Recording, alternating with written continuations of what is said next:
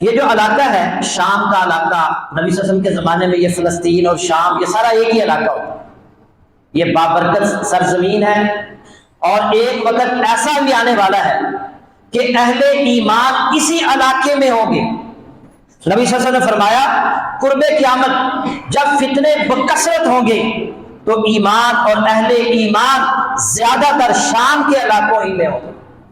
جب فتنے کثرت سے ہوں گے تو یہ وہ سرزمین ہے جہاں ایمان بھی ہوگا اور اہل ایمان بھی ہوں گے۔ عبداللہ بن عمر بن عاص رضی اللہ تعالی عنہما فرماتے ہیں کہ رسول اللہ صلی اللہ علیہ وسلم نے فرمایا میں نے خواب میں دیکھا میرے تکیے کے نیچے سے کتاب کا ستون اٹھایا گیا، میں نے اسے دیکھا تو وہ ایک نور تھا جو شام کی طرف لے جایا گیا۔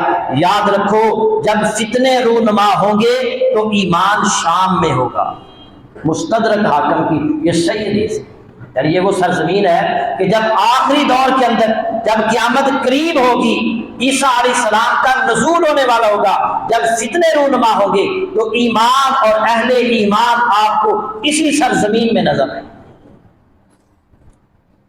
اور یہ وہ علاقہ ہے جس کے بارے میں نبی صلی اللہ علیہ وسلم نے فرمایا، سیدنا زید بن ثابت رضی اللہ تعالیٰ عنہ راوی ہیں، ہم رسول اللہ صلی اللہ علیہ وسلم کے پاس کاغذ کے پرزوں سے قرآن کو مرتب کر رہے تھے تو آپ نے فرمایا طوبی للشامی فقلنا لأی ذالک یا رسول اللہ صلی اللہ علیہ وسلم، آپ نے فرمایا مبارکباد ہو شام والوں کے لیے۔ ہم نے عرض کیا کس چیز کی اے اللہ کے رسول صلی اللہ علیہ وسلم؟ تو آپ نے فرمایا قال لأن ملائکۃ الرحمن باسطۃ اجنحتها علیہا، آپ نے فرمایا ذات کی قسم، آپ نے فرمایا کہ رحمان وہ جو علاقہ ہے شام کا جو علاقہ ہے کہ ان علاقوں کے لوگوں کے لیے رحمان کے فرشتے اپنے پر بچھا دیتے ہیں۔ ترمذی کے اندر یہ حدیث موجود ہے۔ اور اللہ کے نبی صلی اللہ علیہ وسلم نے فرمایا فتنوں کے دور کے اندر جب فتنے رونما ہوں گے تو اسی علاقے کو لازم پکڑ لینا۔ سیدنا عبداللہ بن حوالہ رضی اللہ تعالی عنہ بیان فرماتے ہیں کہ ان قریب ایسا وقت آئے گا، رسول اللہ صلی اللہ علیہ وسلم نے فرمایا تم الگ الگ ٹکڑوں میں بٹ جاؤ گے، ایک ٹکڑا شام میں، ایک یمن میں، ایک عراق میں۔ ابن حوالہ نے کہا مجھے بتائیے اگر میں وہ زمانہ پاؤں تو کس ٹکڑے میں رہوں؟ تو آپ نے فرمایا علیک بالشام، اپنے اوپر شام کو لازم کر لو، کیونکہ شام کا ملک اللہ کی بہترین سرزمین ہے۔ اللہ اس ملک میں اپنے نیک بندوں کو جمع کرے گا۔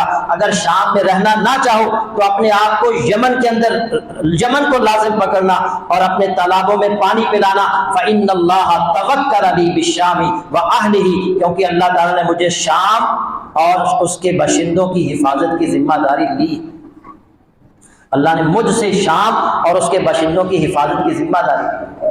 تو آپ نے فرمایا فتنوں کے دور میں اپنے آپ کو اسی سرزمین کے اندر لے جانا، شام میں لے جانا، یمن میں لے جانا۔ یہ وہ سرزمین ہے جہاں ایمان ہوگا، اہل ایمان ہوں گے، اپنے ایمان کو بچانے کے لیے اپنے علاقے کو چھوڑ کر اس علاقے میں چلے جائیں۔ اور یہ وہ سرزمین ہے کہ جہاں دجال بھی داخل نہیں ہو سکے گا۔ نبی صلی اللہ علیہ وسلم نے فرمایا دجال کا فتنہ اس امت کا سب سے بڑا فتنہ ہے، اور ہر نبی نے اس فتنے سے اپنی قوم کو ڈرایا ہے۔ عبداللہ بن عمر رضی اللہ تعالیٰ عنہ فرماتے ہیں رسول اللہ صلی اللہ علیہ وسلم نے دجال کا ذکر کرتے ہوئے فرمایا بلا شبہ میں تمہیں اس سے ڈراتا ہوں، وما من نبی الا انذرہ قومہ، کوئی نبی ایسا نہیں ہے جس نے اپنی قوم کو اس سے نہ ڈرایا ہو۔ یقیناً نوح علیہ السلام نے اپنی قوم کو اس سے ڈرایا، اور لیکن میں تمہیں اس کے بارے میں ایک ایسی بات بتاتا ہوں جو کسی نبی نے نہیں بتائی۔ وہ بات کیا ہے؟ تعلمون انہ اعور، جان لو کہ وہ کانا ہے، وان اللہ لیس باعور، اور بلا شبہ اللہ کانا نہیں ہے۔ آپ نے دجال کی یہ نشانی بتائی کہ دجال کانا ہوگا، اور پھر آپ نے فرمایا 4 مقامات ایسے ہیں جس میں دجال داخل نہیں ہو سکے گا۔ لا یاتی 4 مساجد، دجال 4 جگہوں پر نہیں جا سکے گا۔ فذکر المسجد الحرام والمسجد الاقصی والطور والمدینہ، مسند احمد کے اندر صحیح حدیث ہے، مسجد حرام کے اندر، مسجد اقصی کے اندر، کوہ طور پر، اور اسی طرح مدینہ میں۔ یہ 4 جگہیں ایسی ہیں جس میں دجال داخل نہیں ہو سکے گا۔ ان 4 جگہوں میں ایک مسجد اقصی بھی ہے۔ جو آج یہود کے قبضے کے اندر ہے۔ دعا کریں اللہ تعالیٰ ہمیں کوئی ایسا حکمران عطا فرمائے، ایسا کوئی لیڈر عطا فرمائے، ایسا صلاح الدین ایوبی عطا فرمائے جو دوبارہ اس کو یہودیوں سے قبضے سے چھڑائے۔ اور جس طرح ہم آسانی کے ساتھ مسجد حرام میں جا سکتے ہیں، مسجد نبوی میں جا سکتے ہیں، اسی طرح ہمارے لیے مسجد اقصیٰ بھی جانا ہمارے لیے آسان اللہ رب العزت بنا۔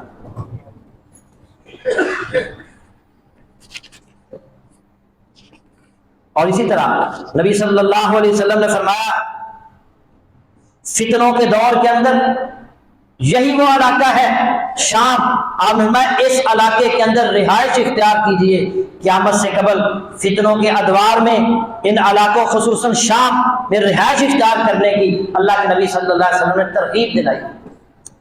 رسول اللہ صلی اللہ علیہ وسلم نے فرمایا ستخرج نار من حضر موت او من نحو بحر حضر الموت قبل یوم القیامہ، قیامت سے پہلے حضر موت یا حضر موت کے سمندر کی طرف سے ایک آگ نکلے گی، تحشر الناس قالوا یا رسول اللہ، جو لوگوں کو اکٹھا کرے گی۔ صحابہ نے کہا اے اللہ کے رسول فما تامرنا، اس وقت ہمیں آپ کیا حکم دیتے ہیں؟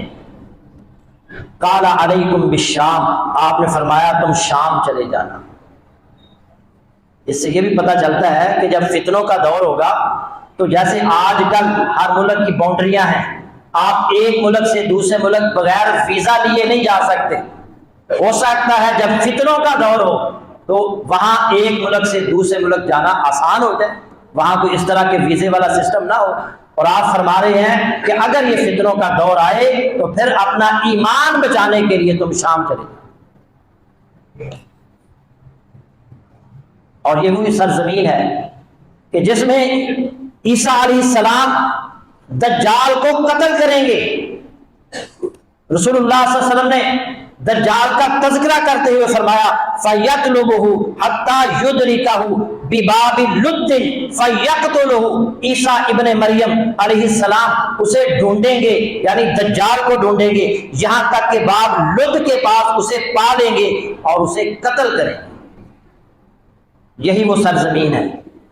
اللہ کے نبی صلی اللہ علیہ وسلم نے وہ جگہ بھی بتا دی ہے، باب لد، اور یہ فلسطین کے علاقے میں بیت المقدس کے قریب ہے جہاں عیسیٰ علیہ السلام دجال کو قتل کریں گے۔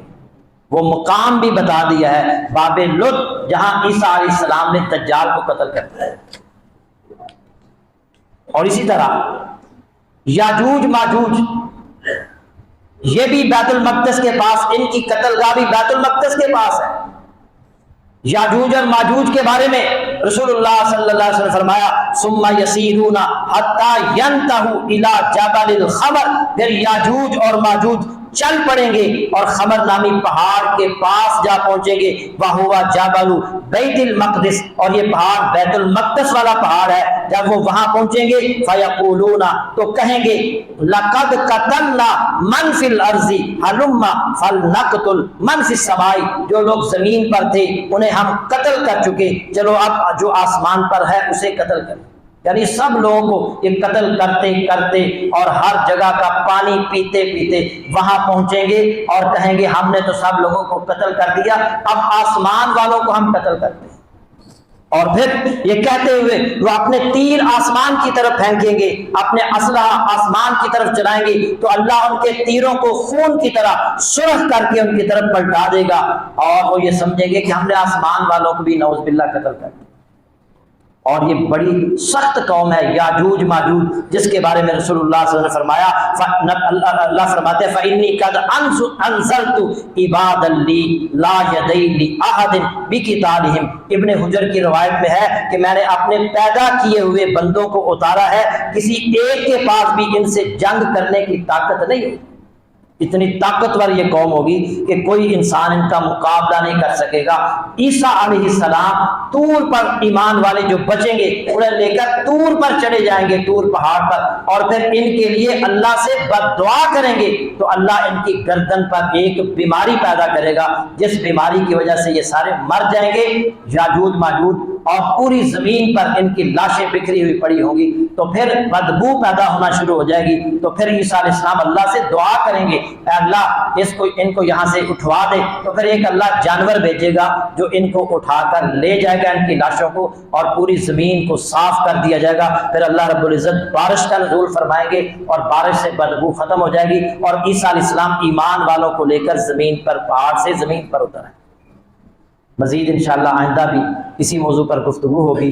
अल्लाह से दुआ करें कि अल्लाह ताला जो फ़लस्तीन की सरज़मीन है, अल्लाह उनको उनका हक़ वापस दिला, अल्लाह उनकी मदद फरमा। ये जो गासिब यहूदी हैं, अल्लाह इनको नेस्त नाबूद फरमा, अल्लाह इनको तबाह बर्बाद फरमा। हम उनके हक़ में सिर्फ दुआ ही कर सकते हैं, तो हम इंशाअल्लाह आज भी कुनूत नाज़िला करेंगे, उनके हक़ में दुआ करेंगे, यहूदियों के ख़िलाफ़ दुआ करेंगे, अल्लाह हमारी दुआ कबूल फरमा। और दूसरा, हमने उनके लिए जो है ना वो फ़ंड भी इकट्ठा करना है, क्योंकि बहुत सारे लोग वहाँ पर जाकर काम करें, मुख्तलिफ NGOs जो हैं, मैं पढ़ाता हूँ PIC के अंदर नर्सेज को, तो मैंने नहीं उनसे कहा, लेकिन उन्होंने कल मुझे 70,000 रुपया दिया, जी कारी साहब ये आप उधर फ़लस्तीन के इलाके में पहुँचा। तो मैंने फिर हाशमी साहब से बात की कि यहाँ के भी जो साथी हैं ये भी कुछ फंड इकट्ठा करें, ताकि फिर इकट्ठा जो है वो इंशाअल्लाह मरकज़ी जमीयत अहले हदीस प्रोफेसर सेनेटर साजिद मीर साहब हाफिज़हुल्लाह, उन्होंने वहाँ पर पहुँचा भी दिए हैं कुछ इलाकों के अंदर, गज़ा के इलाके के अंदर जो है, मेरे पास वीडियो भी आई है, तो उन्होंने वहाँ काम भी शुरू कर दिया है। तो वहाँ पर इंशाअल्लाह ये सारा फंड पहुँचा दिया जाएगा। तो सब अहबाब अपना अपना हिस्सा इसमें डालें। व आखिर दावाना अल्हम्दुलिल्लाह।